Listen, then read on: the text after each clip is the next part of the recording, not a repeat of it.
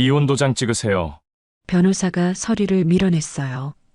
박재문은 승리감에 젖어 펜을 들었죠. 역시 현명한 선택이네요. 재문이 비웃으며 도장을 꾹 눌렀어요. 8년간 자신을 괴롭혔던 아내와의 관계가 드디어 끝나는 순간이었거든요. 그런데 바로 그때였어요. 윤서연의 입가에 조용한 미소가 번진 거였어요. 마치 이 순간을 기다렸다는 듯한 미소였죠. 이제 정말 끝이네요. 서연이 말했어요. 하지만 그 말의 의미는 남편이 생각하는 것과 완전히 달랐죠. 조정실을 나온 서연은 복도에서 휴대폰을 꺼냈어요. 그리고 단 한 사람에게 전화를 걸었어요. 아버지, 서연아, 중후한 목소리가 들렸어요. 약속 지켜주셔서 고마워요. 이제 시작해주세요. 서연의 말은 짧았지만 분명했어요. 전화 너머 남자의 정체를 재문은 꿈에도 몰랐죠. 과연 서연의 아버지는 누구일까요? 그리고 8년간 모욕당한 며느리의 진짜 정체는 무엇일까요? 어디서 보고 계신지 댓글로 남겨주세요. 시간은 2달 전으로 거슬러 올라갑니다. 서울 중심가 한복판에 자리한 한세유통 본사 빌딩은 오늘도 웅장했어요. 지상 52층의 유리 외벽이 가을 햇살을 받아 반짝였죠. 전국 2천여 개 매장을 거느린 거대한 유통제국의 심장부답게 로비 천장은 높고 대리석 바닥은 윤이 났어요. 그런데 이 건물 50층 회장실에는 누구도 모르는 비밀이 하나 숨겨져 있었어요. 한세유통과 거래하는 협력업체들은 그룹의 계약 하나로 성패가 좌우되는 구조였어요. 수백 개의 중소업체들이 이 거대한 유통망에 의존해 살아갔죠. 그 중에서도 특별한 위치를 점한 가족이 있었어요. 바로 박씨 일가였죠. 강남구 한 고급 아파트 거실에서 윤서연은 차분히 앉아 있었어요. 35살의 그녀는 긴 생머리를 어깨 뒤로 넘기고 베이지색 가디건을 단정하게 입고 있었죠. 키 164cm의 날씬한 체형에 유순해 보이는 눈매였지만 그 안에는 흔들리지 않는 의지가 담겨 있었어요. 꾸밈없는 자연스러운 메이크업을 한 얼굴은 우아했지만 과시적이지 않았어요. 거실 테이블 위에는 여러 서류가 가지런히 정리되어 있었어요. 겉으로는 평범한 가계부처럼 보였지만 실상은 달랐죠. 서연은 해외에서 MBA를 마친 똑똑한 여성이었거든요. 다만 결혼 후 시댁의 요청으로 그 재능을 숨기고 살았을 뿐이었어요. 그리고 지난 3년간 조용히 무언가를 준비해 오고 있었죠. 따르릉. 전화벨이 울렸어요.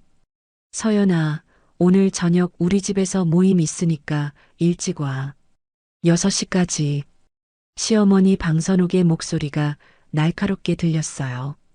68살의 그녀는 늘 이런 식으로 며느리에게 명령조로 말했죠.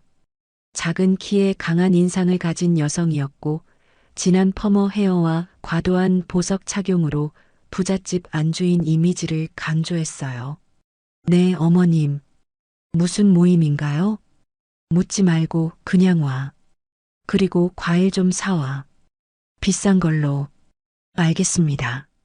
서연은 짧게 대답했어요. 더 이상 감정을 드러내지 않았죠. 결혼 생활 8년 동안 그녀는 이미 충분히 배웠거든요. 저항하면 더 큰 모욕이 돌아온다는 걸 말이에요. 전화를 끊고 서연은 거실 한편에 놓인 서류 뭉치를 바라봤어요. 지난 몇 년간 조용히 수집한 증거들이 정리되어 있었죠. 은행 계좌 이체 내역, 호텔 영수증, 수상한 거래, 명세서들이었어요. 그리고 무엇보다 중요한 건 이 모든 자료들이 이미 특정한 목적지로 전달되어 있다는 사실이었어요. 오후 2시 남편 박재문이 집에 들어왔어요. 평소보다 일찍 온 거였죠. 43살의 그는 키 178cm의 건장한 체격에 비싼 맞춤 정장을 입고 있었어요. 짧고 뒤로 넘긴 헤어스타일과 과도한 자신감이 묻어나는 표정이 특징이었죠. 서연아, 나 오늘 좀 일찍 왔어. 어머니한테 전화 받았지? 네, 6시까지 오라고 하시더라고요. 아, 그거 말인데. 오늘 좀 중요한 얘기가 있을 거야. 재무는 거짓말을 자연스럽게 했어요. 하지만 서연은 이미 알고 있었어요. 그가 점심시간에 강남의 한 호텔에서 내연녀와 만났다는 걸 말이에요. 사진도 있었거든요. 어떤 얘기인가요? 회사 일이야. 넌 몰라도 돼. 재문의 목소리에는 아내를 무시하는 태도가 묻어 있었어요. 8년 전 결혼할 때와는 완전히 달랐죠. 그럼 제가 준비할 게 있나요? 아니야. 그냥 가만히 있기만 하면 돼. 서연은 고개를 끄덕였어요. 하지만 그녀의 마음속에서는 이미 다른 계획이 움트고 있었어요. 저녁 6시 시댁에 도착한 서연과 재문을 맞은 건 온 가족이었어요. 재문의 형 박정우는 45살의 약간 비만형 체격이었고 고급 브랜드 슈트를 입었지만 어딘지 어색해 보였어요. 그는 협력업체 중 하나의 CEO였지만 실력보다는 인맥으로 얻은 자리였죠. 오, 서연이 왔구나. 어서 와. 정우가 어색하게 웃었어요. 시누이 한채리는 41살의 세련된 여성이었어요. 키 168cm의 차가운 표정과 공격적인 시선이 인상적이었죠. 그녀는 계열사 마케팅 임원으로 일하면서 늘 서연을 아래로 봤어요. 서연 언니, 오늘도 예쁘네요. 근데 좀 피곤해 보여요. 채린의 말에는 가시가 있었어요. 서연은 조용히 인사만 했죠. 거실에는 시댁 식구들이 모여 있었어요. 대부분 40대에서 60대의 남녀들이었고 한세유통 협력업체나 계열사의 가족 단위로 포진해 있는 사람들이었어요. 모두 값비싼 의상을 입고 과한 장신구를 착용하고 있었죠. 자, 모두 앉아. 오늘 중요한 얘기가 있어. 방선옥이 소파 한가운데 앉으며 말했어요. 그녀의 목소리는 크고 날카로웠어요. 이번 분기 실적이 정말 좋았어요. 다들 고생 많았죠. 정우가 말했어요. 그의 회사는 한세유통과의 거래로 매출의 80%를 의존하고 있었어요. 당연하지. 우리가 얼마나 열심히 하는데. 그런데 서연아. 채린이 갑자기 서연을 쳐다봤어요. 언니는 참 편하게 사시네요. 맨날 집에만 있으면서 뭐 하세요? 집안일 하죠. 서연의 대답은 담담했어요. 집안일이라니. 우리 재문이가 벌어다 주는 돈으로 편하게 사시잖아요. 채린아, 그만해. 재문이 말렸지만 진심은 아니었어요. 아니에요. 사실이잖아요. 언니 MBA 나왔다면서 왜 일 안 해요? 우리 회사에서 일자리 만들어 줄까요? 아니에요. 괜찮아요. 서연은 여전히 차분했어요. 하지만 속으로는 다른 생각을 하고 있었죠.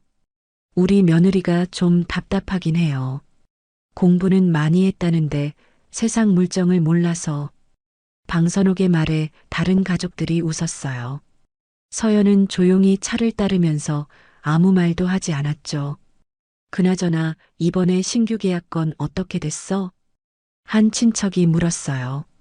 잘 되고 있어요. 납품 단가도 좀 올릴 수 있을 것 같고. 정우가 자신 있게 말했어요. 하지만 서연은 알고 있었어요. 그 단가 인상이 어떤 방식으로 이뤄지는지 말이에요. 저녁 식사가 시작됐어요. 고급 한정식이 차려진 테이블에서 가족들은 사업 얘기에 열중했어요. 요즘 경쟁업체들이 많이 늘었는데 우리는 별 걱정 없죠? 당연하지. 우리한테는 특별한 관계가 있잖아. 재문이 의미심장하게 웃었어요. 그건 그렇고 서연아. 다음 달에 회사 자금이 좀 필요할 것 같은데. 네. 너 명의로 대출 좀 받을 수 있어? 2억 정도? 재문의 목소리에는 당연함이 묻어 있었어요. 아내를 ATM처럼 생각하고 있었죠. 갑자기요?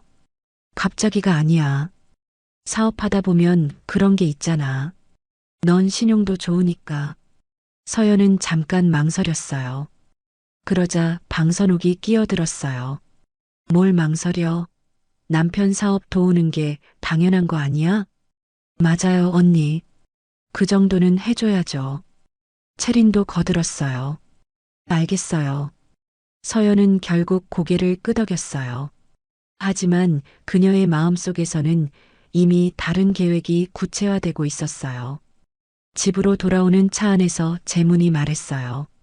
서연아, 우리 가족들이 좀 직설적이긴 하지만 나쁜 뜻은 아니야. 다 너를 생각해서 하는 말이거든.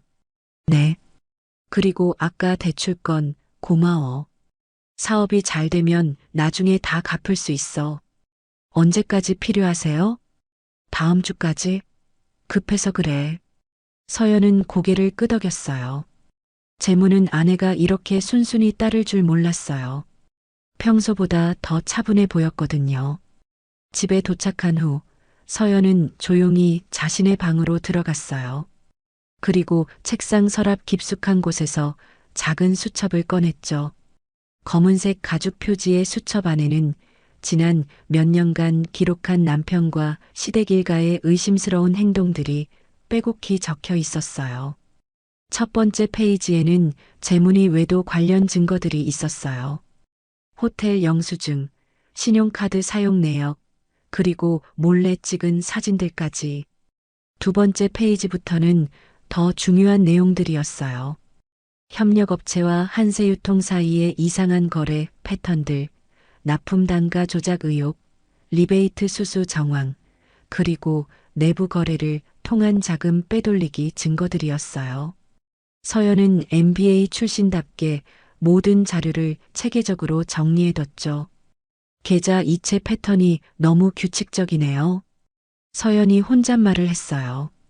매월 말일에 일정한 금액이 여러 계좌로 분산되는 패턴이 반복되고 있었거든요. 마지막 페이지에 도달했을 때 서연은 작은 미소를 지었어요. 퍼즐의 마지막 조각이 맞춰지는 순간이었죠. 모든 증거가 하나의 그림을 완성하고 있었어요. 시계를 보니 밤 12시였어요. 재문은 이미 잠들어 있었죠. 서연은 조용히 서재로 가서 노트북을 켰어요. 그리고 온라인으로 법무법인 검색을 시작했어요. 이제 진짜 시작이네요. 서연이 작게 중얼거렸어요. 그녀의 목소리에는 슬픔도 분노도 없었어요. 다만 차분한 결심만 있었죠. 다음 날 오전, 서연은 평소와 같이 재문에게 아침을 차려줬어요. 계란 후라이와 된장찌개, 그리고 김치였죠. 8년간 변하지 않는 메뉴였어요. 오늘 일찍 나가야 해. 중요한 미팅이 있어. 재문이 서둘러 정장을 입으며 말했어요. 네, 조심해서 가세요. 그리고 대출건 오늘 은행 가서 알아봐. 서류 준비해 둘게. 알겠어요. 재문이 출근한 후 서연은 옷을 갈아입었어요. 검은색 정장의 단정한 구두였죠. 거울을 보니 평소와는 다른 모습이었어요. 더 단호해 보였거든요. 오전 10시 서연은 강남의 한법무법인을 찾았어요. 변호사와의 상담 약속을 잡아뒀거든요. 이혼 소송을 신청하려고 합니다. 서연의 말에 변호사는 놀랐어요. 그녀가 이렇게 침착할 줄 몰랐거든요. 혹시 재산 분할이나 위자료 관련해서 걱정되는 게 있으시면 미리 말씀해 주세요. 아니에요. 저는 아무것도 원하지 않아요. 다만 깔끔하게 정리하고 싶을 뿐이에요. 그럼 협의 이혼을 원하시는 건가요? 네, 가능하다면요. 변호사는 고개를 갸우뚱했어요.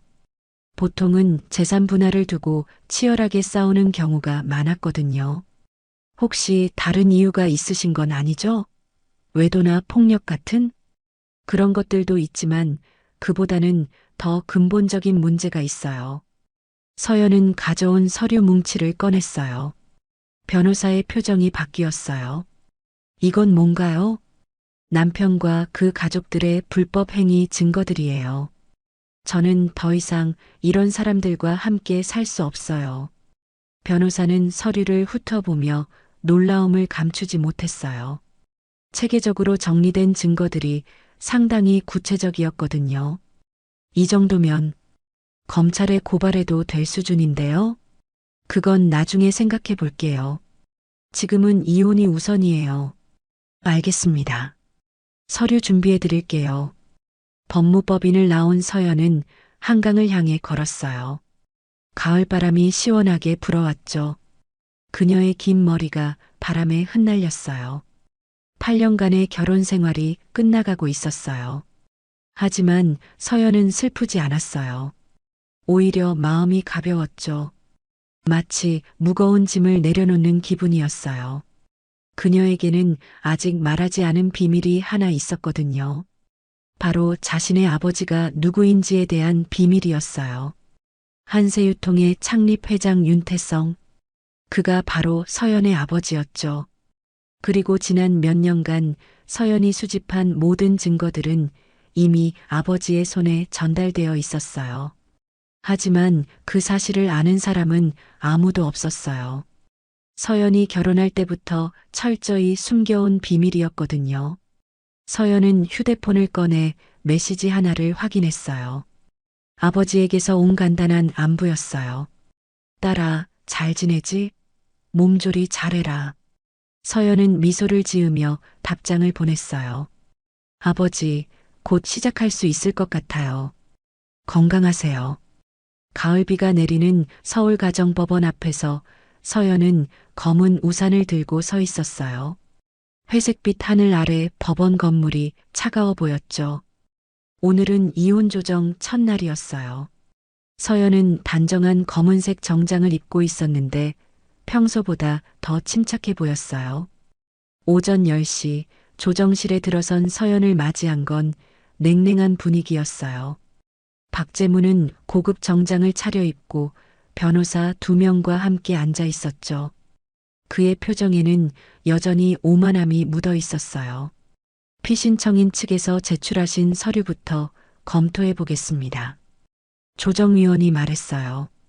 그런데 재문 측 변호사가 내놓은 서류를 보고 서연은 깜짝 놀랐어요. 신청인은 생활비 부족과 위자료를 목적으로 이혼을 제기했으며 혼인 기간 중 가정경제에 기여한 바가 전혀 없습니다. 변호사의 말에 서연은 고개를 들었어요. 재문이 허위 진술서를 제출한 거였죠.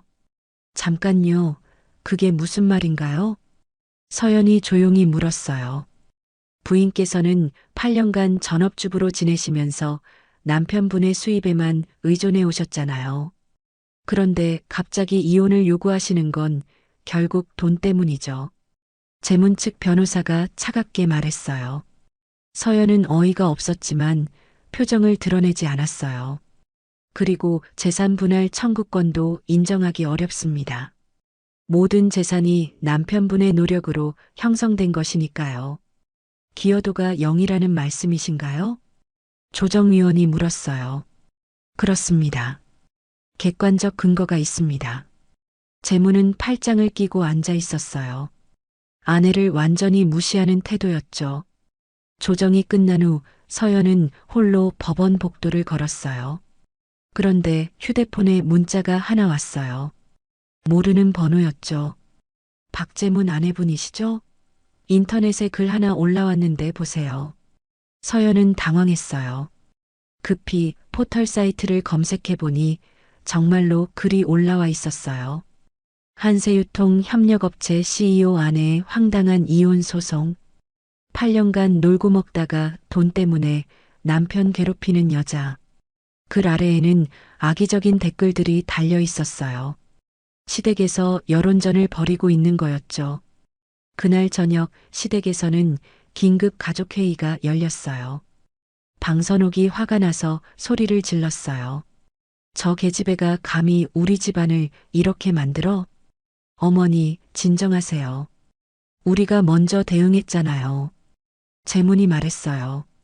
대응이 아니라 완전히 매장시켜야 해. 우리 가문의 이미지가 얼마나 중요한데. 신우이 채린이 끼어들었어요. 그녀의 차가운 눈빛에는 분노가 담겨 있었어요. 이미 회사 내부에 보고서 올렸어요. 문제 인물로 인한 집안 이미지 실추건으로요. 잘했어. 그런데 그거 그룹 본사까지 올라갔어? 정우가 걱정스럽게 물었어요. 당연하죠. 협력업체 CEO 가족의 스캔들이니까 보고해야죠. 체리는 자신 있게 말했어요. 하지만 그녀는 중요한 사실 하나를 모르고 있었어요. 다음 날 한세유통 계열사 마케팅팀에서는 더욱 조직적인 움직임이 있었어요. 체리는 동료들에게 내부 메일을 돌렸어요. 박재문 대표 아내 관련 건으로 주의 요망. 해당 인물은 현재 악의적 이혼 소송을 진행 중이며 우리 그룹 이미지에 악영향을 미칠 가능성이 있음. 메일을 받은 직원들은 수군거렸어요. 소문은 빠르게 퍼져나갔죠. 박 대표 아내가 돈 때문에 이혼한다면서? 그런가 봐요. 8년간 일도 안 하고 살다가 갑자기 그러니까. 참 뻔뻔하네요. 이런 소문들이 계열사 전체로 퍼져나갔어요. 시댁 일가는 서연을 완전히 매장시키려 했어요. 그러나 서연은 이 모든 상황을 차분히 지켜보고 있었어요. 그녀는 매일 일기를 쓰듯 상황을 기록했어요. 10월 15일. 재문 측에서 허위 진술서 제출. 생활비위 자료 목적 이혼이라고 주장. 10월 16일. 인터넷 여론 조작 시작. 시댁에서 조직적으로 진행하는 것으로 보임. 10월 17일. 계열사 내부 메일 유포. 한채린이 주도한 것으로 파악. 서연의 기록은 정확하고 체계적이었어요. MBA 출신답게 모든 상황을 객관적으로 분석하고 있었죠. 두 번째 조정일이 다가왔어요. 이번에는 시댁 식구들이 대거 몰려왔어요. 방선옥, 정우, 채린까지 모두 법원에 나타났어요. 우리 며느리가 이상해졌어요. 8년간 아무 문제 없이 살다가 갑자기 이래요. 방선옥이 조정위원에게 말했어요. 혹시 외부에 부추김이 있었을 수도 있잖아요. 외부라고 하시면? 글쎄요. 누군가가 돈 때문에 이혼하라고 꼬셨을 수도 있고, 정우의 말에 서연은 가만히 듣고만 있었어요. 변명하거나 반박하지 않았죠. 그리고 우리 가족은 모두 한세유통과 오랜 거래 관계를 유지해 왔어요. 협력업체로서 성실하게 일해왔다고요. 채린이 덧붙였어요. 마치 그룹과의 관계를 과시하는 듯 했어요. 저희는 단순한 협력업체가 아니에요. 그룹의 핵심 파트너죠. 재문도 자랑스럽게 말했어요. 그들은 한세유통과의 관계를 절대적으로 믿고 있었어요. 그런데 서연이 조용히 입을 열었어요. 혹시 그 거래 관계가 정상적인 거래인지 확인해 보셨나요? 무슨 뜻이에요? 재문이 당황했어요. 아니에요. 그냥 궁금해서요. 서연은 다시 조용해졌어요. 하지만 그녀의 눈빛에는 무언가 다른 것이 담겨 있었어요. 조정실을 나온 시댁 식구들은 자신만만했어요. 이제 끝났어. 저 계집애가 무슨 수를 써도 소용없어. 맞아요. 우리한테는 그룹과의 관계가 있잖아요. 누가 감히 우리를 건드려? 한세유통이 뒤에 있는데. 그들은 자신들의 배경을 과신하고 있었어요. 서연 따위는 쉽게 처리할 수 있다고 생각했죠. 하지만 서연은 이미 모든 준비를 마쳐놨어요. 그녀의 집 서재에는 두꺼운 파일이 여러 개 있었어요. 그 안에는 시댁 일가의 모든 비리 증거가 들어 있었죠.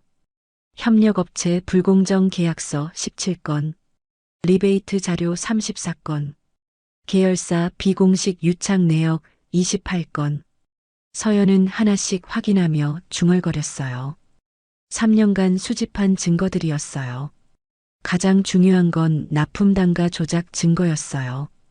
시댁 일가가 운영하는 협력업체들이 실제 원가보다 30% 높은 가격으로 납품하고 그 차액을 리베이트로 받아온 정황이 명확했어요. 이 정도면 충분하죠.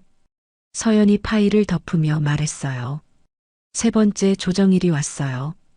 이번에는 분위기가 달랐어요. 시댁 측이 더욱 공격적으로 나온 거였어요. 우리는 더 이상 이런 식으로 끌고 갈 생각이 없어요. 재문 측 변호사가 단호하게 말했어요. 그럼 어떻게 하시겠다는 건가요? 조정위원이 물었어요. 협의 이혼으로 처리하되 재산 분할은 일절 없습니다. 위자료도 없고요. 그것도 너무하지 않나요? 너무한 건 신청인 쪽이에요. 8년간 기생하다가 이제 와서 돈 달라고 하는 게. 재문이 차갑게 말했어요. 서연을 완전히 무시하는 태도였어요. 서연은 여전히 조용했어요. 하지만 그녀의 마음속에서는 마지막 준비가 완료되고 있었어요. 알겠습니다. 그럼 협의 이혼으로 하죠. 서연이 갑자기 말했어요. 모두가 놀랐어요. 정말요? 조정위원이 확인했어요. 네. 재산 분할도 위자료도 포기할게요. 재문과 그의 가족들은 어이가 없었어요. 이렇게 쉽게 포기할 줄 몰랐거든요. 그럼 서류 작성해 드릴게요. 변호사가 이혼 합의서를 준비했어요. 재문은 기분이 좋아져서 펜을 들었어요. 역시 현명한 선택이네요. 재문이 비웃듯 말하며 서명했어요. 그의 얼굴에는 승리감이 묻어 있었어요. 그런데 바로 그 순간이었어요. 서연의 입가에 조용한 미소가 번진 거였어요. 아주 작고 차분한 미소였죠. 마치 이 순간만을 기다렸다는 듯한 미소였어요. 재문은 그 미소를 보지 못했어요. 그저 자신이 이겼다고 생각하며 도장을 꾹 눌렀어요. 이제 끝났네요. 재문이 만족스럽게 말했어요. 네, 이제 정말 끝이네요. 서연도 똑같이 대답했어요. 하지만 두 사람이 말하는 끝의 의미는 완전히 달랐어요. 조정실을 나온 서연은 복도에서 휴대폰을 꺼냈어요. 그리고 한 번으로 전화를 걸었어요. 아버지, 저예요. 전화 너머로 중후한 목소리가 들렸어요. 서연아, 어떻게 됐니? 이혼 성사됐어요. 이제 시작할 수 있을 것 같아요. 그래, 고생 많았다. 아버지, 제가 준비한 자료들 정리해서 보내드릴게요. 알겠다. 천천히 해라. 전화를 끄는 서연의 얼굴에는 여전히 조용한 미소가 있었어요. 8년간의 결혼 생활이 끝났지만 이제 진짜 시작이었어요. 한편 시댁 식구들은 근처 식당에서 축배를 들고 있었어요. 역시 우리가 이겼어. 당연하지. 한새유통이 뒤에 있는데 누가 우리를 어떻게 해? 이제 저 계집애는 끝이야. 완전히 매장됐어. 그들은 자신들의 승리를 확신했어요. 하지만 그들이 모르는 사실이 하나 있었어요. 방금 전화를 받은 그 남자가 바로 한새유통의 창립회장 윤태성이라는 걸 말이에요. 서연은 법원을 나서며 가을 하늘을 올려다봤어요. 구름 사이로 햇살이 비치고 있었어요. 새로운 시작을 알리는 듯했죠. 이제 정말 끝이에요. 서연이 다시 한번 중얼거렸어요. 그리고 천천히 걸음을 옮겼어요. 그녀의 뒤로는 8년간의 굴욕과 모욕이 남아 있었고 앞으로는 새로운 세상이 펼쳐져 있었어요. 서울가정법원 3층 복도는 고요했어요. 오후 3시에 햇살이 긴 창문을 통해 대리석 바닥에 사선을 그었죠. 서연은 조정실 문 앞에서 잠시 걸음을 멈추고 서 있었어요. 방금 전 재문이 이혼 도장을 찍는 순간이 선명하게 기억났어요. 복도 저편에서는 시댁 일가들의 웃음소리가 들려왔어요. 승리에 취한 목소리들이었죠. 방선옥의 날카로운 목소리가 가장 컸어요. 역시 우리가 이겼어. 저 계집애 이제 어디서 뭘 먹고 살려나. 당연하죠, 어머님. 한새유통이 뒤에 있는데 누가 감히 우리를 건드려요? 채린의 차가운 목소리가 이어졌어요. 그들은 엘리베이터로 향하고 있었죠.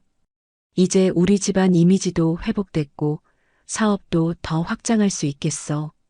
정우의 뚱뚱한 체형이 복도 끝에서 사라져갔어요. 재문도 당당한 걸음으로 뒤따르고 있었죠. 서연은 그들이 완전히 사라질 때까지 기다렸어요. 8년간의 모든 굴욕과 모욕이 머릿속을 스쳐 지나갔죠. 하지만 그녀의 표정에는 슬픔도 분노도 없었어요. 다만 차분한 결의만이 있었어요. 모든 혼란의 시간이 끝났다는 걸 확실히 인지한 서연은 검은 가방에서 휴대전화를 꺼냈어요. 그리고 단 한 사람에게 전화를 걸었어요. 전화번호를 누르는 그녀의 손가락은 전혀 떨리지 않았죠. 따르르릉. 2번의 신호음 후 전화가 연결됐어요. 서연아. 중후하고 따뜻한 목소리가 들렸어요. 70세 윤태성 회장의 목소리였죠. 아버지. 서연의 목소리는 작았지만 분명했어요. 복도에 있던 다른 사람들은 그녀의 대화를 들을 수 없었어요. 끝났니? 네, 방금 끝났어요. 고생 많았다, 딸아. 아버지의 음성에는 깊은 안타까움이 묻어 있었어요. 8년간 딸이 겪은 고통을 모르지 않았거든요. 아버지, 약속 지켜주셔서 고마워요. 서연이 말했어요.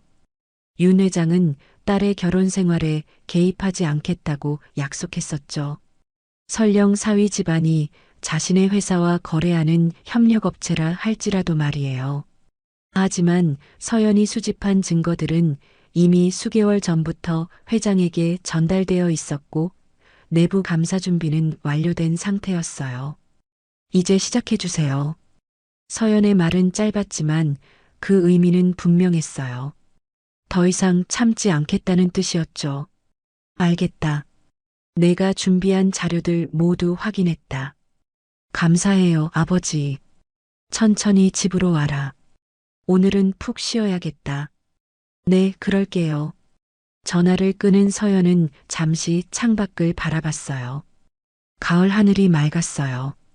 구름 한 점 없이 파란 하늘이 펼쳐져 있었죠. 한편 한세유통 본사 50층 회장실에서는 즉시 움직임이 시작됐어요. 윤태성 회장이 금태 안경을 쓴 정비서를 불렀어요. 정 실장. 네, 회장님. 59세의 정비서는 마른 체형에 170cm 정도의 키였어요.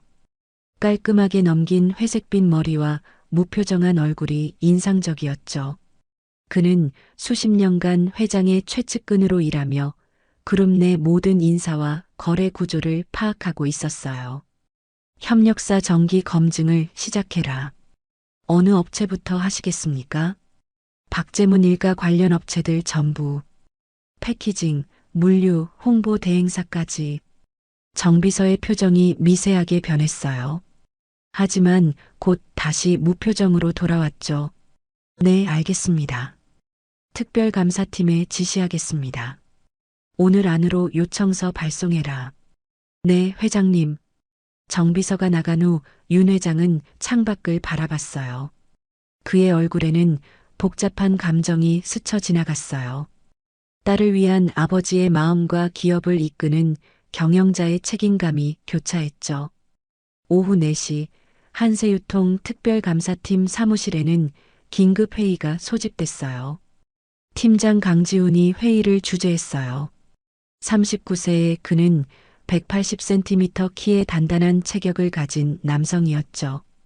짧은 스포츠형 머리와 강직한 인상이 인상적이었어요. 회장님 지시사항입니다. 협력사 정기 검증을 진행하겠습니다. 강 팀장이 단호하게 말했어요. 그는 비리에 관해선 절대 타협하지 않는 원칙주의자였거든요. 대상 업체는 4곳입니다. 다솜 패키징, 한별물류, 미래홍보기획, 그리고 성진유통입니다. 팀원들이 서류를 받아들었어요.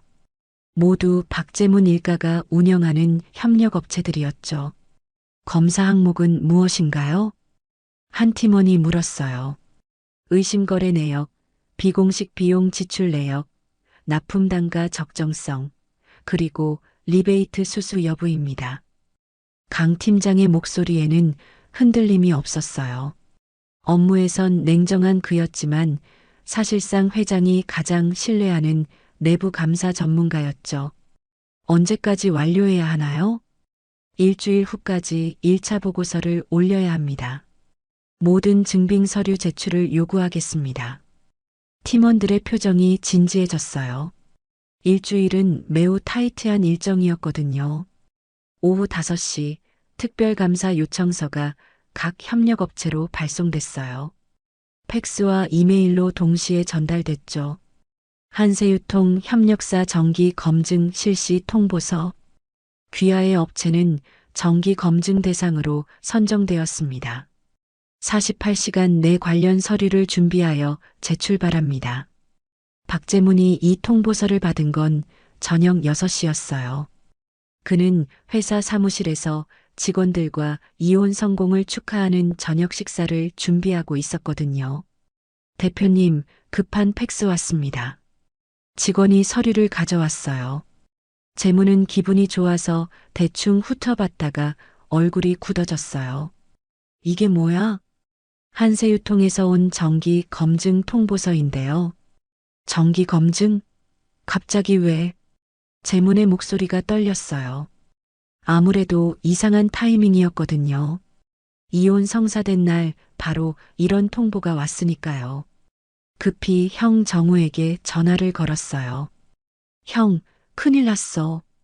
한세유통에서 감사 나온다고 해. 뭐? 우리 회사에? 응, 우리 회사뿐만 아니라 형 회사, 채린이 있는 계열사까지 다 조사한다고 해. 정우는 당황했어요. 땀이 나기 시작했죠. 그게 왜 하필 오늘이야? 설마 뭐? 아니야, 우연의 일치겠지. 정기 검증이니까. 하지만 두 형제 모두 불안해했어요. 마음 한구석에 찜찜한 게 있었거든요. 같은 시간 한세유통 계열사 마케팅팀에서도 비슷한 일이 벌어지고 있었어요. 인사팀장이 채린을 불렀어요. 한 과장님, 잠시 면담 좀 하겠습니다. 채린은 어리둥절했어요. 갑작스러운 면담 요청이었거든요. 무슨 일인가요? 가족회사 연계 리스크 관련해서 몇 가지 확인할 게 있어서요. 인사팀장의 말에 채린의 얼굴이 하얗게 질렸어요. 가족회사라고 하시면? 과장님 남편분과 시댁분들이 운영하시는 협력업체들 말입니다. 혹시 업무상 특혜를 주신 적이 있나요? 그런 건 없습니다. 채리는 단호하게 부인했어요. 하지만 목소리에는 떨림이 있었죠. 그럼 내부 정보를 공유하신 적은요? 그것도 없어요. 알겠습니다. 그럼 관련 서류를 준비해 주세요. 내일까지요. 면담이 끝난 후 채리는 급히 시댁에 전화를 걸었어요. 어머님, 큰일 났어요. 무슨 일이야? 회사에서 갑자기 가족회사 연계 리스크 조사한다고 해요. 방선옥의 목소리가 날카로워졌어요. 뭐라고? 그게 무슨 소리야? 저희 남편들 회사 때문에 제가 특혜를 줬는지 조사한다고 해요. 이상하네. 왜 하필 오늘? 방선옥도 뭔가 이상함을 느꼈어요. 저녁 8시 박재문 집안에서는 긴급 가족회의가 열렸어요. 모든 식구가 모인 거실은 무거운 분위기였어요. 도대체 뭔 일이야? 왜 갑자기 이런 조사가 나와? 방선옥이 화를 내며 소리쳤어요. 어머니, 진정하세요. 정기 검증이니까 별거 아닐 수도 있어요. 재문이 달랬지만 그도 불안했어요. 별거 아니긴 뭐가 별거 아니야? 타이밍이 너무 이상해. 정우가 땀을 닦으며 말했어요. 설마 서연이가 뭔가 했을까? 채린이 조심스럽게 말했어요. 그 계집애가 뭘 할 수 있다고? 방선옥이 비웃었어요. 그냥 우연의 일치겠지. 우리가 뭘 잘못했다고. 재문이 자신을 다독였어요. 하지만 그들은 모르고 있었어요. 이미 증거들이 정리되어 한세유통 법무팀에 전달됐다는 사실을 말이에요.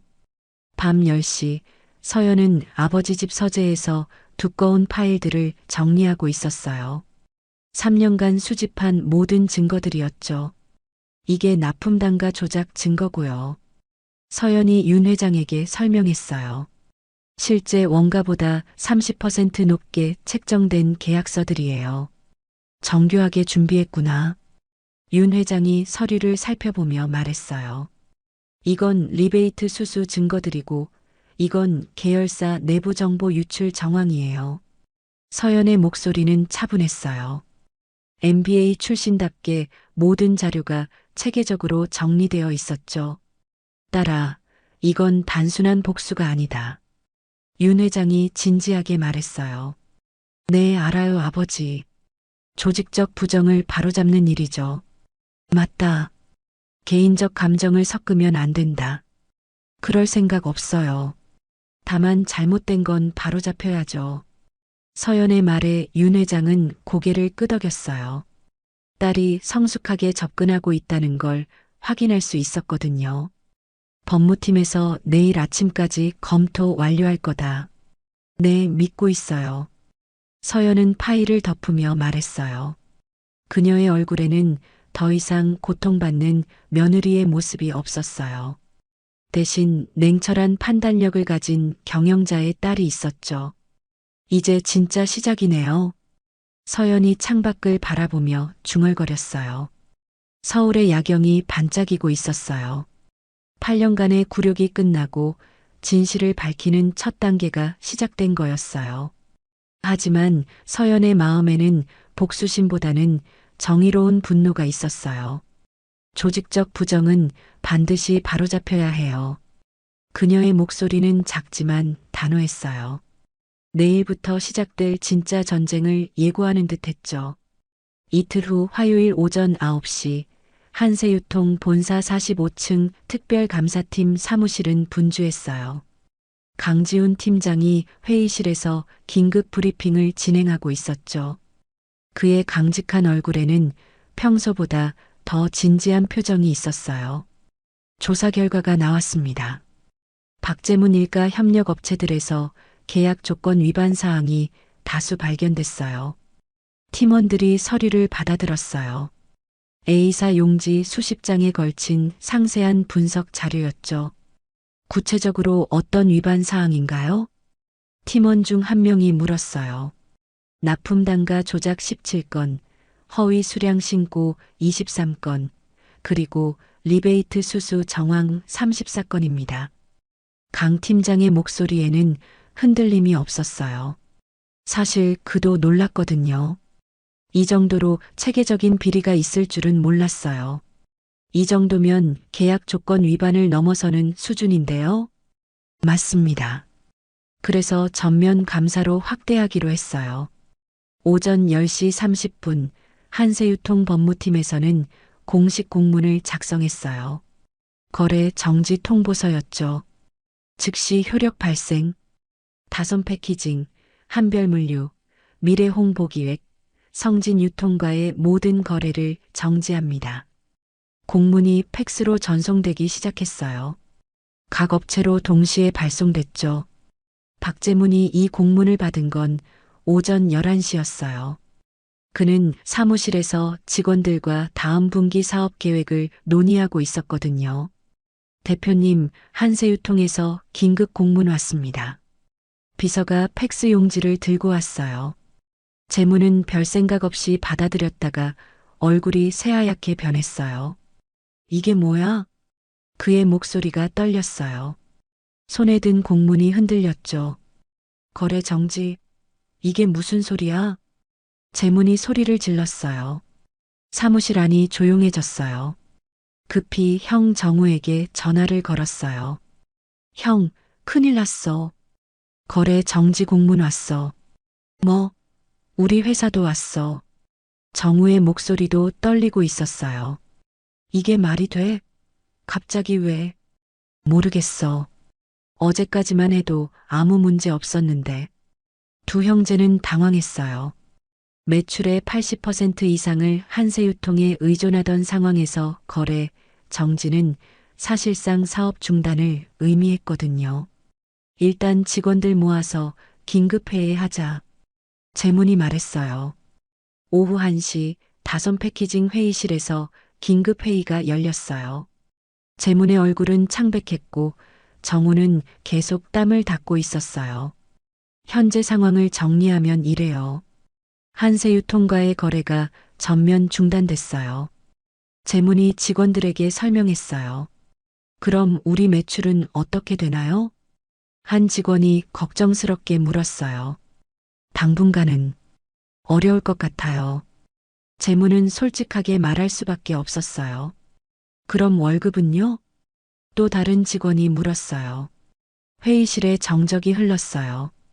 최선을 다해보겠습니다. 재문의 답변은 힘이 없었어요. 같은 시간 한세유통 계열사에서도 비슷한 일이 벌어지고 있었어요. 신우이 채린이 인사팀장에게 호출됐거든요. 한 과장님, 잠시 후 내부 감사팀과 면담이 있습니다. 내부 감사요? 채린의 목소리가 떨렸어요. 세련된 외모는 여전했지만 표정이 굳어 있었어요. 가족 간 연계 관리 의혹이 조사 항목으로 분류됐어요. 그게 무슨 뜻인가요? 과장님, 시댁분들이 운영하시는 협력업체와 관련해서 특혜를 주셨는지 조사하는 거예요. 체리는 말문이 막혔어요. 그리고 당분간 대기 발령 처리됩니다. 대기 발령이요? 네, 조사가 끝날 때까지요. 체리는 충격을 받았어요. 자신이 이렇게 될 줄은 꿈에도 몰랐거든요. 오후 3시 시댁집에서는 또 다른 긴급 가족회의가 열렸어요. 방선욱의 얼굴은 분노로 일그러져 있었어요. 도대체 뭔 일이야? 왜 갑자기 이렇게 돼? 어머니, 진정하세요. 재문이 달랬지만 그도 혼란스러웠어요. 진정하라고? 우리 사업이 다 망해가는데? 방선욱이 소리를 질렀어요. 이상해요. 왜 하필 서연이와 이혼한 바로 다음 날부터 이런 일이? 채린이 의심스럽다는 듯 말했어요. 설마 그 계집애가 뭔가 했을까? 정우가 조심스럽게 말했어요. 그 애가 뭘 할 수 있다고? 한세유통이 누군지도 모르는데. 재문이 비웃었어요. 하지만 모두의 마음 한구석에는 불안함이 있었어요. 그날 저녁 시사주간지 기자 한 명이 특별한 제보를 받았어요. 익명으로 배달된 두꺼운 봉투였죠. 협력업체 불공정 거래 사례 제보. 제목이 적힌 봉투 안에는 상세한 자료들이 들어 있었어요. 계약서 사본, 은행 이체 내역, 그리고 내부 이메일 캡처까지. 모든 자료가 체계적으로 정리되어 있었죠. 이거 진짜네. 기자가 자료를 훑어보며 중얼거렸어요. 이 정도면 특종감이었거든요. 내부자 제보인 것 같은데? 기자는 즉시 편집장에게 보고했어요. 이거 조직적 공익 제보로 봐야겠어요. 확인 가능한 자료야? 네, 모든 서류에 날인이 찍혀 있고 계좌번호도 실명으로 돼 있어요. 그럼 취재 시작해. 편집장이 지시했어요. 다음 날 오전 박재문은 언론사 기자들의 전화를 받기 시작했어요. 다선 패키징 박재문 대표님이시죠? 한세유통과의 불공정 거래 관련해서 질문드리겠습니다. 불공정 거래요? 그런 건 없습니다. 재문이 당황하며 대답했어요. 그럼 리베이트 수수 의혹은 어떻게 설명하시겠어요?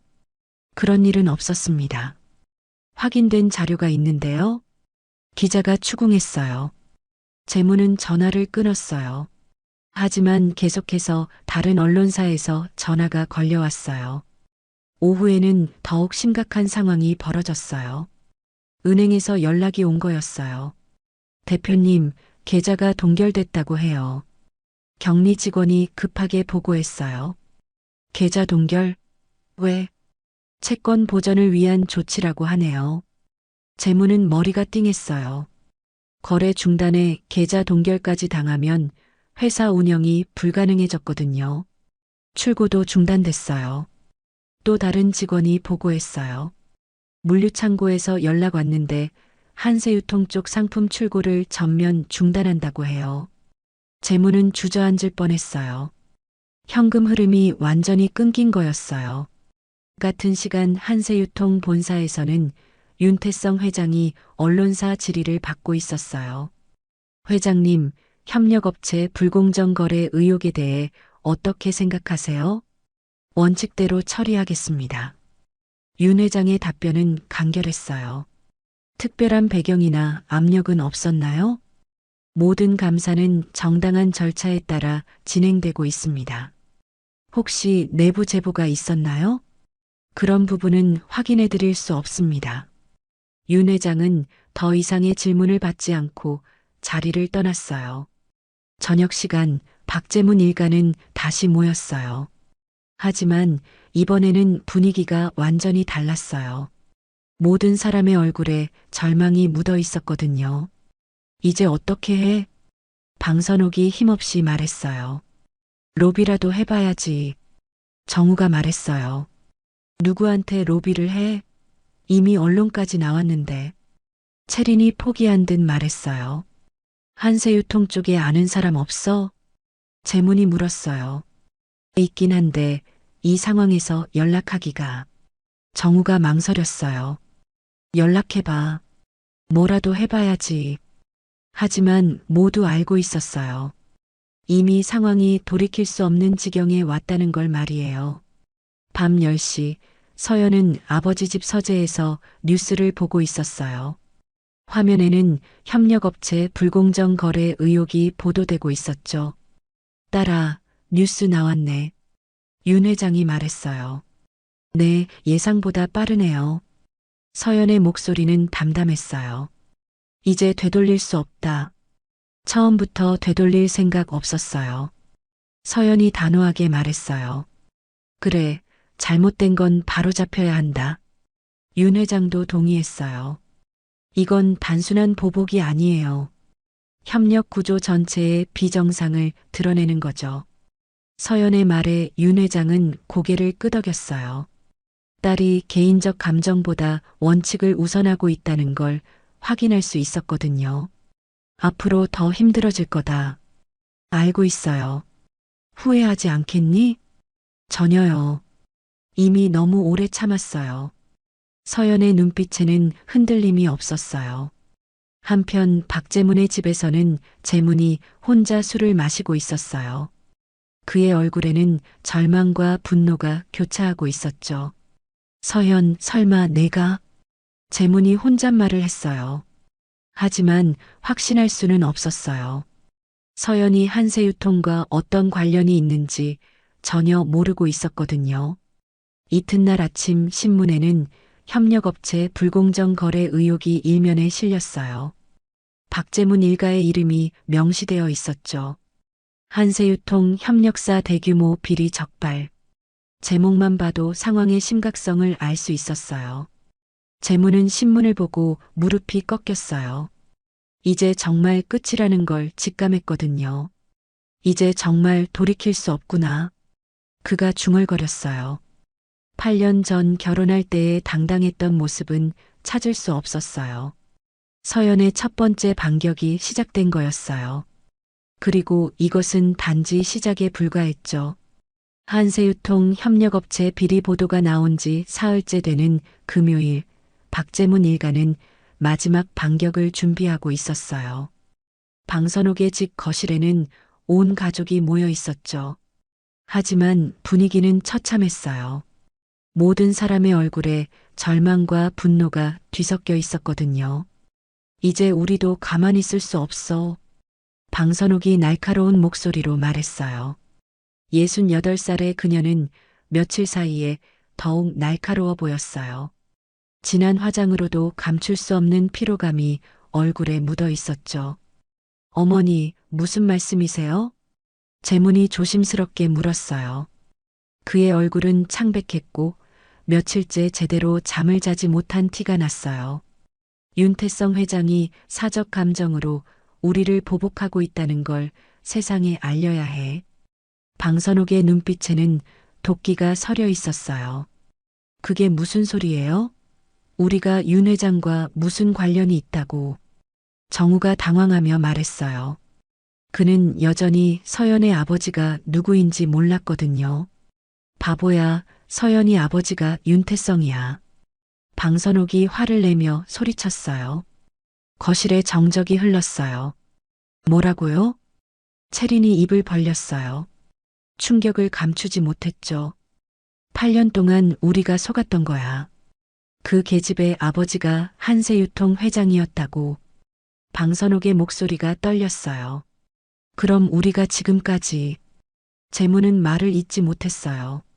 자신이 얼마나 어리석었는지 깨달았거든요. 그래.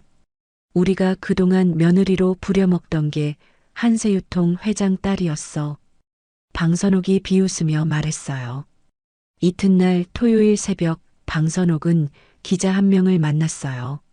강남의 한 조용한 카페였죠. 윤태성 회장이 딸의 이혼을 이용해서 사적 보복을 하고 있어요. 방선옥이 조심스럽게 말했어요. 구체적으로 어떤 증거가 있나요? 기자가 물었어요. 회장이 과거에도 개인적 감정으로 기업을 운영한 적이 있어요. 방선옥은 준비해온 서류를 꺼냈어요.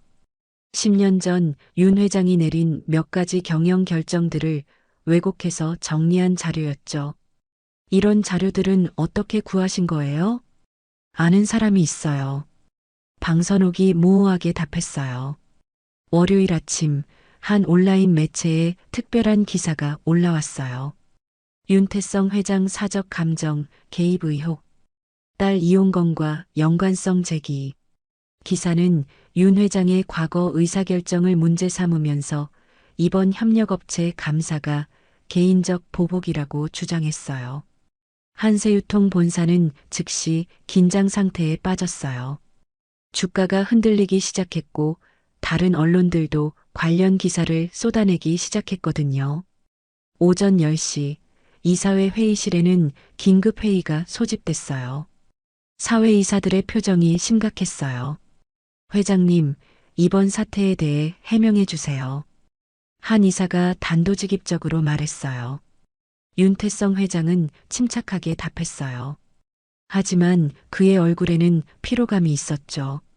모든 감사는 정당한 절차에 따라 이루어졌습니다. 그럼 개인적 감정은 전혀 개입되지 않았다는 말씀이신가요? 그렇습니다. 하지만 타이밍이 너무 의심스럽지 않나요? 따님 이혼 직후에 이런 일이 벌어졌으니까요. 또 다른 이사가 의문을 제기했어요. 우연의 일치일 뿐입니다. 윤 회장은 단호하게 말했어요. 회의실 밖에서 이 상황을 지켜본 서연은 마음이 무거웠어요. 자신의 복수 때문에 아버지가 곤란해지는 상황이었거든요. 제가 너무 성급했나? 서연이 혼잣말을 했어요. 처음으로 자신의 행동을 의심하는 순간이었죠. 하지만 정비서가 그녀에게 다가왔어요. 서연 양, 걱정하지 마세요. 이미 준비는 다 돼 있어요. 무슨 준비요? 시어머님께서 실수를 하셨거든요. 정비서의 무표정한 얼굴에 작은 미소가 스쳤어요. 그날 오후 한세유통 법무팀에서는 특별한 분석 작업이 진행되고 있었어요. 언론에 제보된 문서들을 면밀히 검토하고 있었거든요. 팀장님, 이상한 점을 발견했습니다. 팀원 중 한 명이 보고했어요. 무엇인가요? 문서의 표기 방식이 우리 회사 양식과 다릅니다. 어떻게 다른가요? 날짜 표기법이 10년 전 방식이에요. 지금은 사용하지 않는 형식이죠. 법무팀장의 눈빛이 날카로워졌어요. 더 조사해 보세요. 네, 그리고 서명 부분도 의심스럽습니다. 펜의 종류가 다른 것 같아요. 같은 시간 비서실에서는 더욱 놀라운 발견이 있었어요. 정비서가 내부 보안팀에 CCTV 분석을 의뢰했었거든요. 실장님, 중요한 영상을 찾았습니다. 보안팀장이 모니터를 가리켰어요. 화면에는 방선옥이 누군가와 만나는 모습이 나와 있었어요. 본사 근처 카페였죠. 이 여성이 누구죠? 박재문 대표의 어머니 방선옥입니다. 그럼 저 남자는? 프리랜서 기자 김모 씨입니다. 정비서의 표정이 굳어졌어요. 결정적 증거였거든요. 더 있습니다. 보안팀장이 다른 파일을 열었어요. 이메일 분석 결과입니다. 방선옥이 문서 위조를 지시한 메일을 발견했어요. 화면에는 방선옥이 지인에게 보낸 메일이 떠 있었어요. 10년 전 양식으로 만들어서 보내줘. 급해. 정비서는 모든 증거를 정리했어요. 박재문 일가의 반격이 오히려 자신들의 발목을 잡은 셈이었죠. 다음 날 화요일 이사회에는 새로운 자료가 제출됐어요. 어제 언론에 보도된 문서들이 조작된 것으로 판명됐습니다. 법무팀장이 보고했어요. 조작이라고 하시면? 이사들이 놀랐어요. 표기 방식, 서명 필체, 용지 재질까지 모든 것이 위조된 것으로 확인됐습니다. 그럼 누가 이런 짓을? 박재문 대표의 어머니 방선옥이 지시한 것으로 밝혀졌습니다. 이사회실에 정적이 흘렀어요. 증거가 있나요? CCTV 영상과 이메일 기록이 있습니다. 법무팀장이 증거를 제시했어요. 이사들의 표정이 바뀌었어요. 그럼 회장님은 결백하다는 말씀이군요. 네, 오히려 박재문 일가가 문서 위조까지 저지른 것으로 확인됐습니다. 윤 회장은 조용히 듣고 있었어요. 그의 얼굴에는 안도감이 있었죠. 그날 저녁 박재문 일가는 또다시 모였어요. 하지만 이번에는 완전히 패배한 분위기였어요. 끝났어. 완전히 끝났어. 방선옥이 힘없이 말했어요. 그녀의 얼굴에는 더 이상 오만함이 없었어요. 어머니, 어떻게 해요? 재문이 울상을 지었어요. 모르겠어. 이제 정말 모르겠어. 우리 다 감옥 가는 거 아니에요? 채린이 떨리는 목소리로 말했어요. 책임을 누군가한테 떠넘겨야 해. 정우가 제안했어요. 누구한테? 직원들 중에서 누군가 찾아서. 하지만 그들 모두 알고 있었어요. 이미 너무 늦었다는 걸 말이에요. 한편 서연은 아버지와 함께 저녁을 먹고 있었어요. 아버지, 죄송해요. 아버지까지 곤란하게 만들어서. 괜찮다. 진실은 언제나 밝혀지게 돼 있어. 윤 회장이 따뜻하게 말했어요. 이제 정말 끝인가요? 아직 시작일 뿐이다. 무슨 말씀이세요? 진짜 조사는 이제부터야. 문서 위조는 형사처벌 대상이거든. 서연은 고개를 끄덕였어요. 자신의 복수가 정당한 길로 가고 있다는 걸 확신했거든요. 이튿날 아침 이사회에서는 공식 결정이 내려졌어요. 박재문 일가의 문서 조작 혐의를 검찰에 고발하기로 했습니다. 이사회 의장이 발표했어요. 회장님의 결백도 공식 확인됐고요. 윤 회장은 조용히 고개를 끄덕였어요. 진실이 밝혀진 거였죠. 박재문 일가의 마지막 반격은 완전히 실패했어요. 오히려 자신들의 범죄만 더 크게 드러낸 셈이었죠. 서연의 계획은 예상보다 더 완벽하게 진행되고 있었어요. 이제 진짜 심판의 시간이 다가오고 있었죠. 박재문 일가의 문서 조작 사건이 드러난 지 이틀 후인 목요일 오전, 한세유통 본사 감사실에서는 특별한 움직임이 있었어요. 강지훈 팀장이 직원들을 소집했거든요. 그의 강직한 얼굴에는 평소보다 더 단호한 표정이 있었어요. 오늘부터 강제 서버 압수조사를 시작합니다. 강 팀장의 말에 팀원들이 긴장했어요. 강제 압수는 매우 드문 일이었거든요. 대상은 박재문 일가가 운영하는 협력업체 3곳의 본사 서버입니다. 혹시 법원 영장은 받았나요? 팀원 중 한 명이 물었어요. 물론입니다. 어젯밤 승인 받았어요. 강 팀장이 서류를 보여줬어요. 오전 9시 첫 번째 목표인 다솜 패키징 본사에 감사팀이 도착했어요. 박재문은 급하게 달려왔지만 이미 늦었어요. 감사팀은 서버실로 향하고 있었거든요. 잠깐요. 이건 좀 과하지 않나요? 재문이 당황하며 말했어요. 그의 얼굴은 창백했고 손이 떨리고 있었어요. 협조해 주시기 바랍니다. 영장이 있습니다. 강 팀장이 차갑게 말했어요. 서버를 가져가시면 우리 업무는 어떻게 해요? 그건 저희가 관여할 문제가 아닙니다. 감사팀은 서버실에 들어가서 하드디스크를 분리하기 시작했어요. 재무는 멍하니 그 모습을 바라볼 수밖에 없었죠.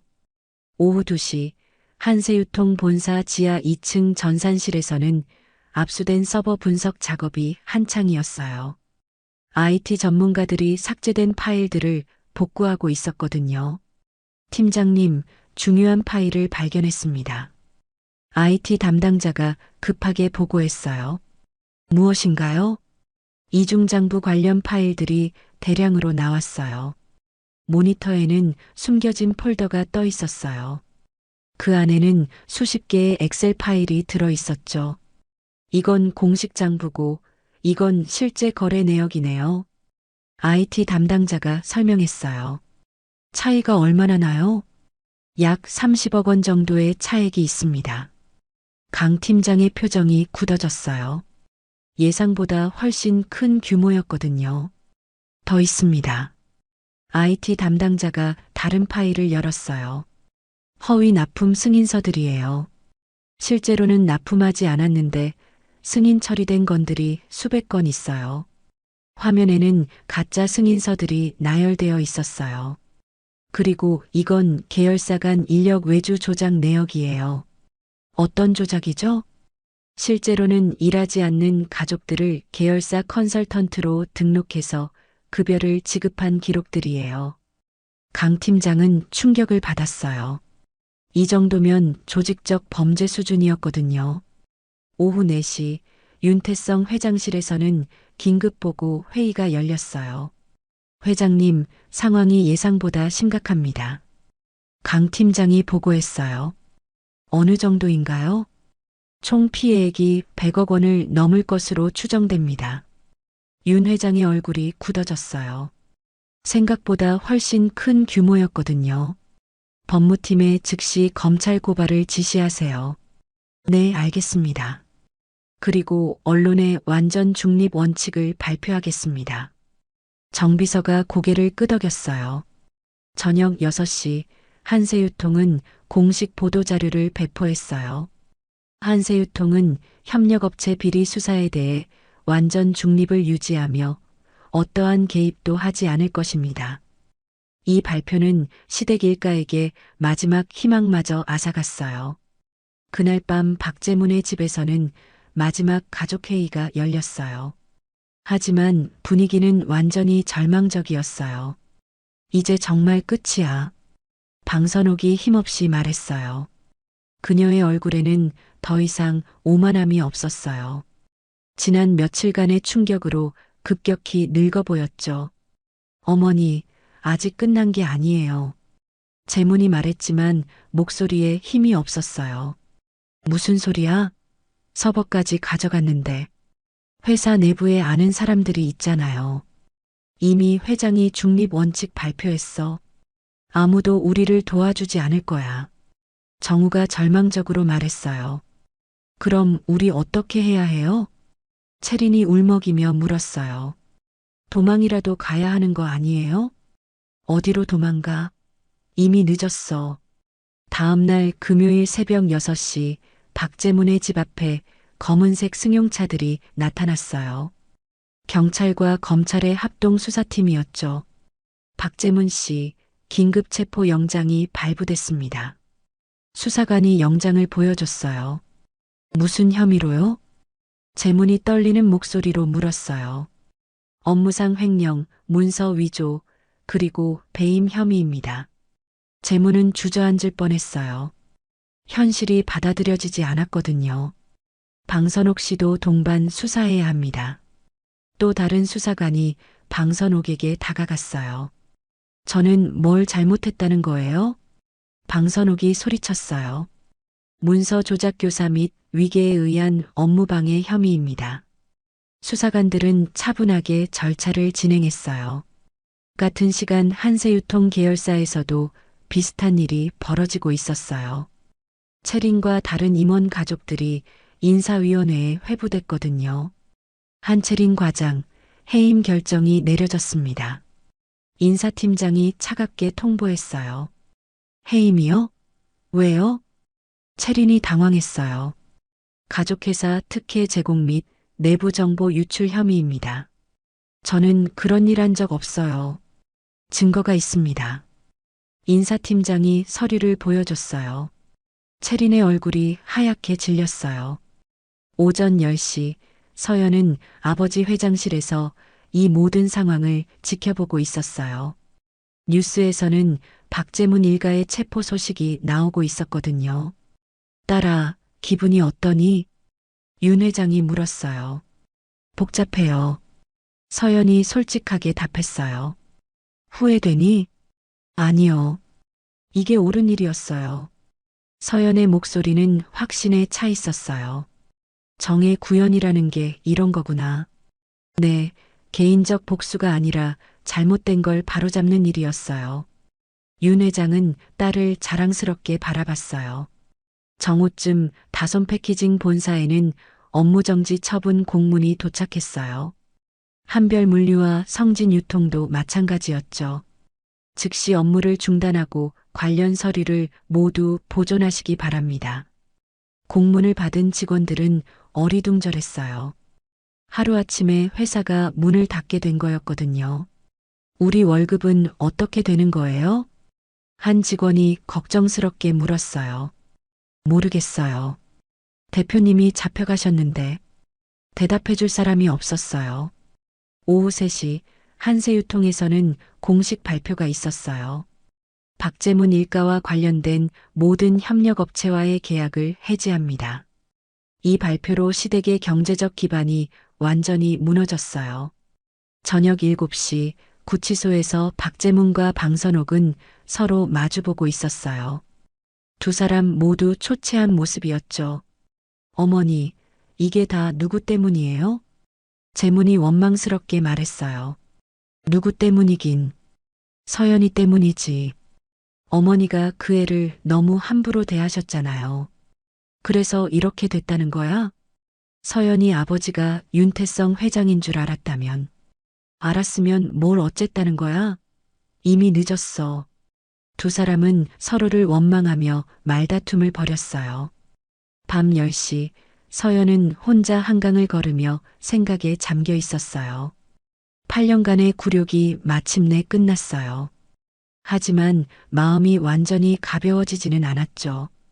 이제 정말 끝인가? 서연이 혼잣말을 했어요. 휴대폰이 울렸어요. 아버지에게서 온 문자였죠. 딸아, 고생 많았다. 이제 새 출발이다. 서연은 미소를 지었어요. 정말로 새로운 시작이었거든요. 하지만 그녀는 아직 모르고 있었어요. 이것이 끝이 아니라는 걸 말이에요. 시댁 일가의 몰락은 더 큰 사건의 시작일 뿐이었어요. 박재문 일가의 가문 전체 경제권이 하루아침에 붕괴된 결정적 순간이었죠. 8년간 서연을 괴롭혔던 그들의 교만과 오만이 마침내 심판을 받은 거였어요. 서연의 정의로운 반격은 성공했어요. 하지만 진짜 이야기는 이제 시작이었죠. 박재문 일가의 체포 소식이 전국을 강타한 지 일주일 후 한세유통 본사에서는 특별한 회의가 열리고 있었어요. 50층 회장실에서 윤태성 회장과 정비서 그리고 서연이 함께 앉아 있었죠. 창밖으로는 서울의 가을 풍경이 펼쳐져 있었어요. 딸아, 이제 모든 게 정리됐으니 너에게 말해줘야 할 것이 있다. 윤 회장의 목소리는 중후했지만 어딘지 피곤해 보였어요. 70세의 그는 지난 일주일간 언론과 이사회의 압박을 견뎌냈거든요. 무슨 말씀이세요? 서연이 차분히 물었어요. 그녀는 베이지색 카디건을 입고 있었는데 예전보다 훨씬 편안해 보였어요. 사실 나는 오래전부터 시댁 일가의 문제를 알고 있었다. 서연의 눈이 커졌어요. 예상치 못한 말이었거든요. 언제부터요? 내 결혼 2년 후부터였지. 내부 감사에서 이상한 거래 패턴을 발견했거든. 윤 회장은 책상 서랍에서 두꺼운 파일을 꺼냈어요. 표지에는 기밀이라는 도장이 찍혀 있었죠. 이게 뭐예요? 지난 3년간 정 실장이 조용히 준비한 내부 감사 자료다. 정 비서가 무표정한 얼굴로 고개를 끄덕였어요. 59세의 그는 금태 안경 너머로 서연을 바라봤어요. 서연 양이 수집한 자료들이 마지막 퍼즐을 완성해줬습니다. 정 비서의 목소리는 평소처럼 감정이 없었어요. 서연은 충격을 받았어요. 자신이 혼자 싸우고 있다고 생각했는데 사실 아버지가 이미 모든 걸 알고 있었다는 거였거든요. 그럼 아버지는 왜 직접 개입하지 않으셨어요? 너의 선택을 존중하고 싶었다. 윤 회장의 말에 서연은 더욱 놀랐어요. 제 선택을요? 그래. 너 스스로 판단하고 결정할 권리가 있다고 생각했어. 설령 그것이 고통스러운 길이라 해도 말이야. 윤 회장은 창밖을 바라보며 말했어요. 사실 몇 번이고 개입하고 싶었다. 내가 고생하는 걸 보면서 마음이 아팠거든. 그럼 왜? 하지만 그렇게 되면 너는 평생 아버지의 힘에 의존해서 문제를 해결한 사람이 될 뻔했어. 그건 너에게 도움이 되지 않아. 서연은 아버지의 깊은 뜻을 이해했어요.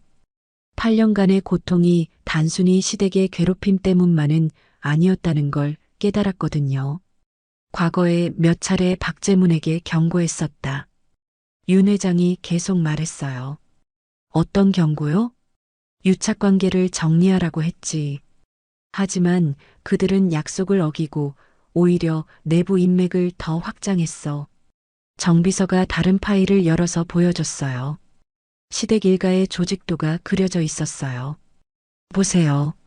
3년 전에는 협력업체 2곳이었는데 지금은 4곳으로 늘었어요. 그리고 계열사 내부 임원도 2명에서 5명으로 증가했고요. 정 비서의 설명을 들으며 서연은 시댁 일가의 욕심이 얼마나 컸는지 실감했어요. 결국 그들 스스로 자멸한 셈이지. 윤 회장이 씁쓸하게 말했어요.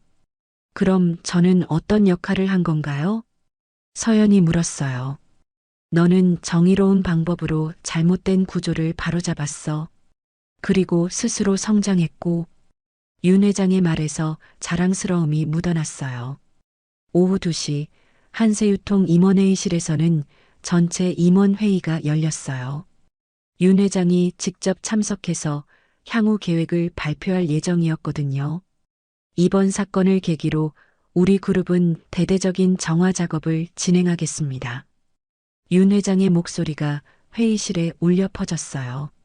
협력사 및 계열사 전반의 부정거래 방지 시스템을 구축하고 투명성을 높이겠습니다. 임원들이 진지하게 듣고 있었어요. 앞으로는 가족관계나 인맥을 통한 특혜는 일절 없을 것입니다. 회의실에 정적이 흘렀어요. 모든 임원들이 긴장하고 있었거든요. 질문 있으시면 말씀해 주세요. 한 임원이 손을 들었어요.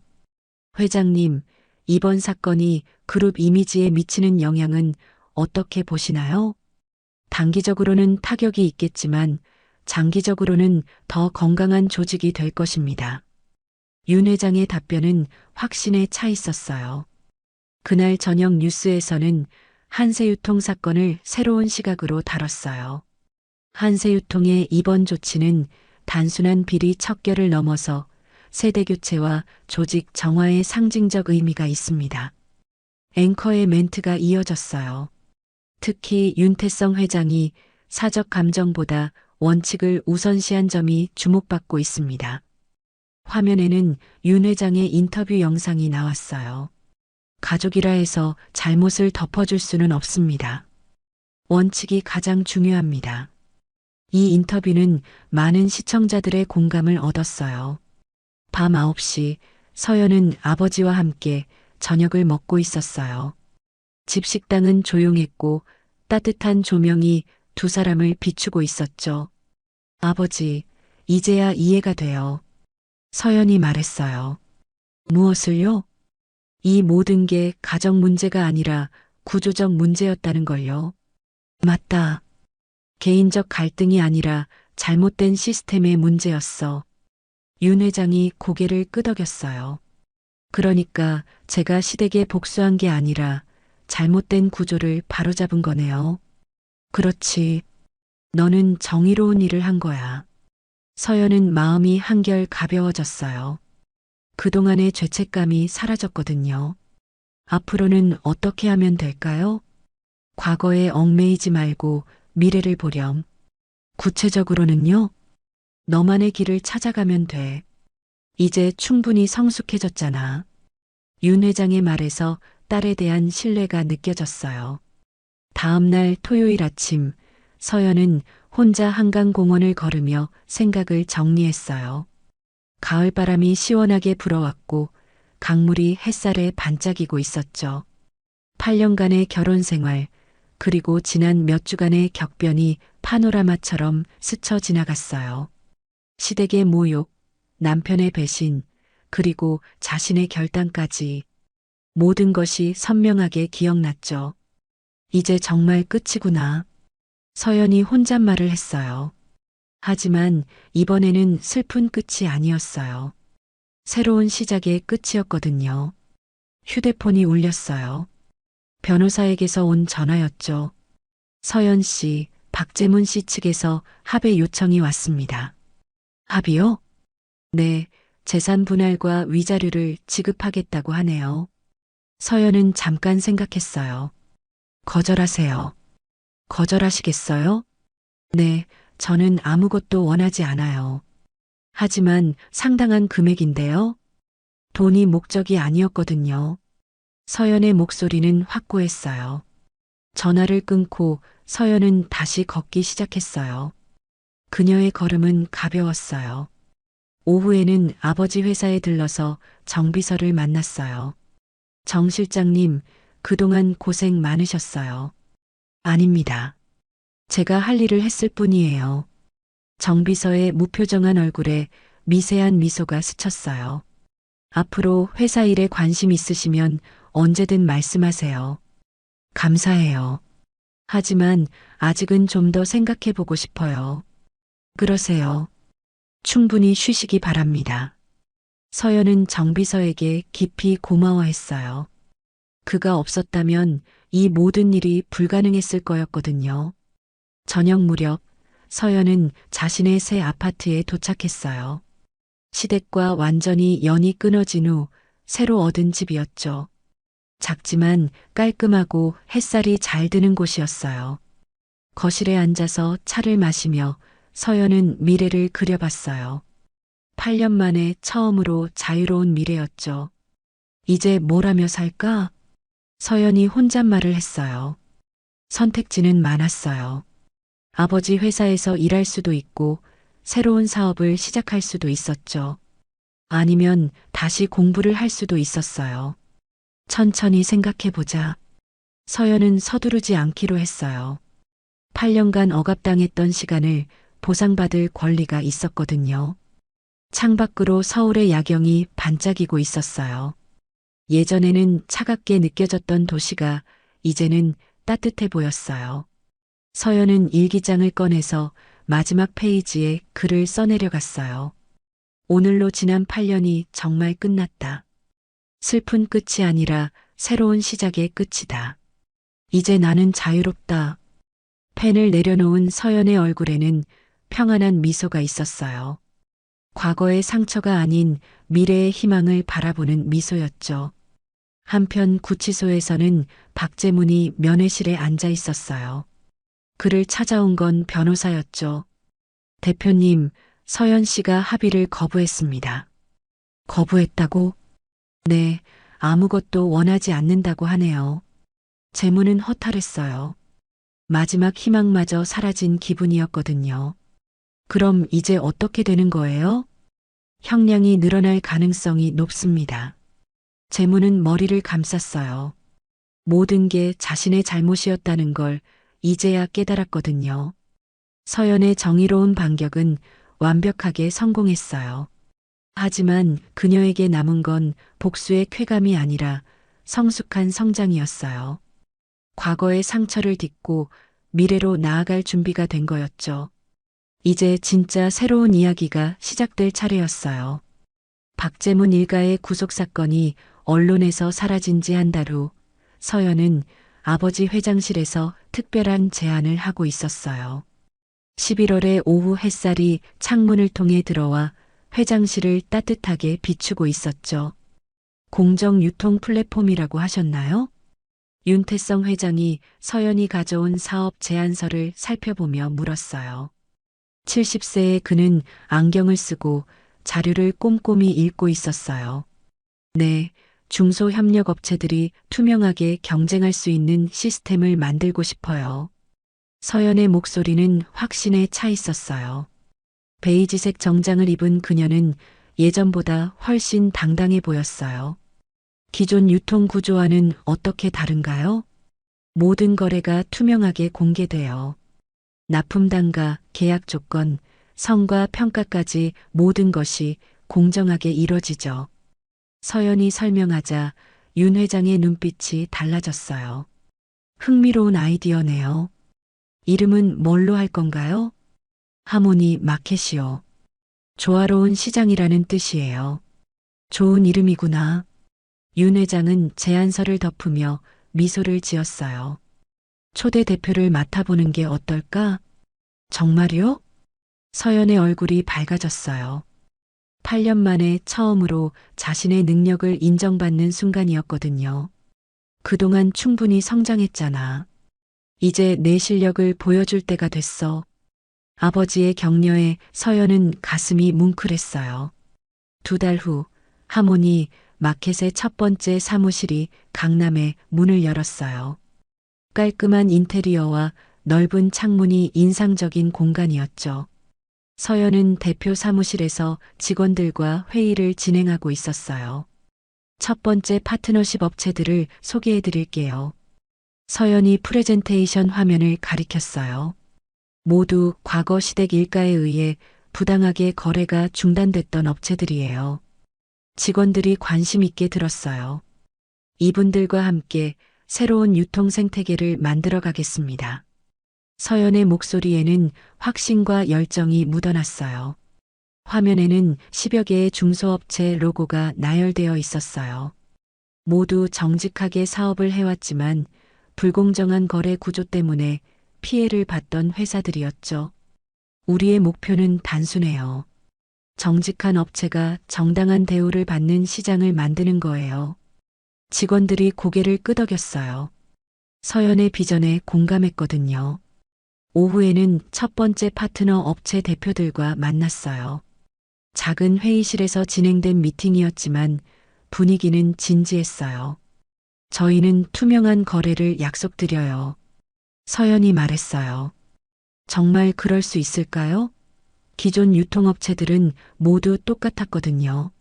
한 대표가 의구심을 표했어요. 그는 50대 중반의 중소기업 사장이었어요. 저도 불공정한 거래의 피해자였어요. 그래서 더욱 확신할 수 있어요. 서연의 솔직한 말에 대표들의 표정이 누그러졌어요. 구체적으로 어떤 차별화가 있나요? 모든 계약 조건이 표준화돼요. 그리고 성과에 따른 인센티브도 공정하게 배분되죠. 서연이 설명하자 대표들이 서로 눈을 맞춤하며 고개를 끄덕였어요. 6개월 후 하모니 마켓은 놀라운 성장을 보였어요. 매출이 예상치의 3배를 넘어섰고 파트너 업체도 50곳으로 늘어났거든요. 언론에서도 주목하기 시작했어요. 경제 전문지 기자가 서연을 인터뷰하러 왔었죠. 대표님을 유통계의 조용한 개혁자라고 부르던데 어떻게 생각하세요? 기자가 물었어요. 과찬이에요. 저는 그냥 당연한 일을 했을 뿐이에요. 서연의 대답은 겸손했어요. 하모니 마켓의 성공 비결이 뭐라고 보세요? 신뢰요. 서로를 믿고 공정하게 거래하니까 좋은 결과가 나오는 거죠. 앞으로의 목표는 무엇인가요? 더 많은 정직한 업체들과 함께하고 싶어요. 그래서 공정한 시장을 더 크게 만들고 싶어요. 서연의 눈빛은 확신에 차 있었어요. 기사가 나간 후 하모니 마켓에는 더 많은 협력 제의가 들어왔어요. 서연은 하나하나 꼼꼼히 검토하며 파트너를 선별했어요. 한편 교도소에서는 박재문과 방선옥이 TV 앞에 앉아 있었어요. 뉴스에서 하모니 마켓 성공 스토리가 나오고 있었거든요. 저 계집애가 방선옥이 이를 갈았어요. 68세의 그녀는 교도소 생활로 급격히 늙어 보였어요. 어머니, 그만해요. 재문이 힘없이 말했어요. 43세의 그는 예전의 오만함이 완전히 사라져 있었어요. 그만하긴 뭘 그만해? 우리가 이렇게 된 게 다 누구 때문이야? 어머니가 서연이를 함부로 대해서 그런 거잖아요. 뭐라고? 두 사람은 서로를 원망하며 말다툼을 벌였어요. 화면 속 서연의 성공한 모습이 그들을 더욱 괴롭혔거든요. 우리가 8년 동안 저 애한테 했던 짓을 생각하면 재문이 후회스럽게 중얼거렸어요. 이제 와서 후회해서 뭐해? 이미 늦었어. 방선옥의 목소리에는 절망이 묻어 있었어요. 화면 속에서는 서연이 새로운 사업장 개관식에서 연설하고 있었어요. 정의는 언제나 승리한다고 믿어요. 다만 시간이 걸릴 뿐이죠. 서연의 말에 박수가 터져 나왔어요. 1년 후 하모니 마켓은 한세유통그룹의 새로운 상징이 됐어요. 서연은 자신만의 영역에서 확고한 리더십을 발휘하고 있었죠. 늦은 저녁, 서연은 사무실에서 마지막 업무를 정리하고 있었어요. 창밖으로는 서울의 야경이 펼쳐져 있었어요. 이제 정말 새로운 삶이구나. 서연이 혼잣말을 했어요. 과거의 모든 상처가 치유됐어요. 8년간의 굴욕과 모욕은 이제 성장의 밑거름이 된 거였죠. 휴대폰에 메시지가 왔어요. 파트너 업체 대표들이 보낸 감사 인사였어요. 서연 대표님 덕분에 우리 회사도 새 출발할 수 있었어요. 감사합니다. 서연은 미소를 지었어요. 자신의 선택이 옳았다는 확신이 들었거든요. 집으로 돌아가는 길에 서연은 과거를 되돌아봤어요. 시댁의 모욕, 남편의 배신, 그리고 자신의 결단까지 모든 것이 지금의 자신을 만든 소중한 경험이었어요. 분노의 끝이 복수가 아니라 성장이었네. 서연이 중얼거렸어요. 그녀의 여정은 단순한 복수극이 아니었어요. 잘못된 구조를 바로잡고 새로운 가치를 창조하는 성장의 이야기였죠. 아파트에 도착한 서연은 거실에서 차를 마시며 일기를 썼어요. 오늘로 하모니 마켓 1주년이다. 1년 전 나는 분노와 절망에 가득 차 있었다. 하지만 지금은 희망과 확신으로 가득하다. 펜을 잠시 멈춘 서연이 창밖을 바라봤어요. 과거의 상처가 미래의 힘이 될 줄 누가 알았을까? 이제 나는 진짜 자유롭다. 서연의 얼굴에는 평온한 미소가 있었어요. 더 이상 과거에 얽매이지 않는 자유로운 미소였죠. 그녀의 새로운 여정은 이제 막 시작됐어요. 분노의 끝에서 찾은 건 복수가 아니라 성장이었고 그 성장은 더 큰 세상을 향한 출발점이 된 거였어요. 서연의 이야기는 많은 사람들에게 묵직한 여운을 남겼어요. 어려운 상황에서도 올바른 선택을 할 수 있다는 희망을 주었거든요. 정의는 언제나 승리한다. 다만 그 방법이 중요할 뿐이다. 서연의 말은 많은 사람들의 마음에 깊이 새겨졌어요. 그리고 그들에게도 새로운 시작의 용기를 주었죠.